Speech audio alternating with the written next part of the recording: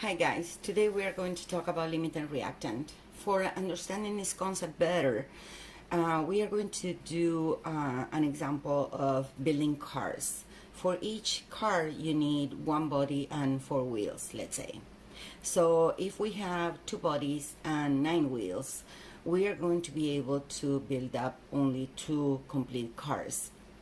Of course, we are going to have one wheel that is going to be in excess. So in this case, the bodies are going to be the limiting reactant and the wheels are going to be the reactant in excess. Sometimes in chemistry, we need to calculate the excess also of one of the chemicals. So we are going to begin doing that in the next example.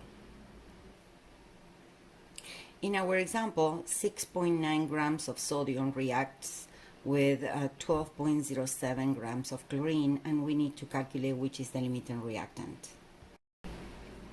Okay, and there are several ways of resolving this. I think the one that calculates how much compound you form for each one is going to give you a better example of which is the limiting reactant. In our example was how many cars we will be able to form with the 2 bodies and the 9 wheels. So we said for 2 bodies we need only 8 wheels, and we have 1 wheel in excess. So in this case we're going to do the same thing. We're going to take one reactant at the time, and we are going to calculate how much of the other reactant is going to be necessary. In other words, I'm going to calculate first how much would be reacting of chlorine with 6.90 grams of sodium, and then I'm going to do the same thing but disregarding the sodium and using the 12.07 grams. So in this case, do you see that we already have our setup?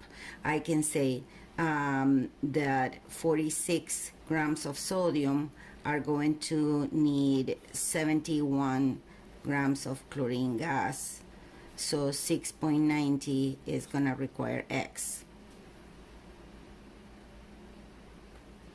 Okay, so I did my calculation, and for resolving for X, I can calculate that 690 times 71 divided by 46 gives me 10.65 grams of chlorine. That is what is going to be used for the 6.90 grams of sodium. The thing is, do we have 10.65 grams of chlorine? The answer is yes. We have this and more. We have 12.07. That means that 2 things actually. That the chlorine is in excess. How much excess? Is going to be 12.07 minus 10.65, and the sodium is the limiting reactant because it reacts completely. Now, the last step, sometimes they ask you not only which is the limiting reactant, but also which is the element or the reactant that's in excess and how much is that excess.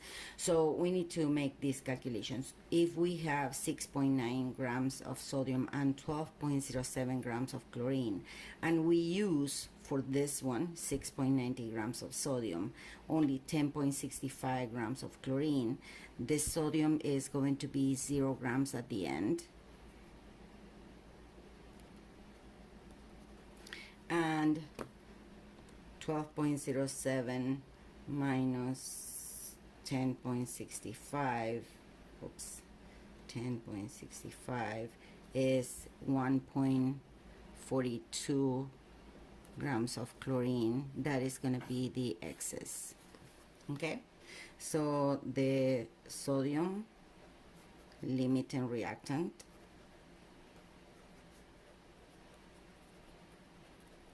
and the chlorine is the reactant in excess. How much? 1.42 grams.